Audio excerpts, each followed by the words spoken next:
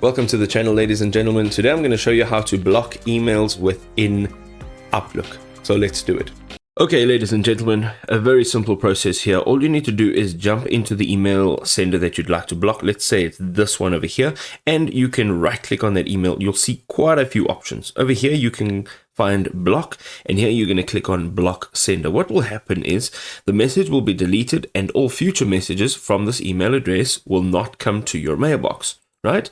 So that's how you will block. If you want to unblock, you'll need to make sure that there is a second message or email from the same sender, and you'd have to locate it, right click and go to block and click on never block sender.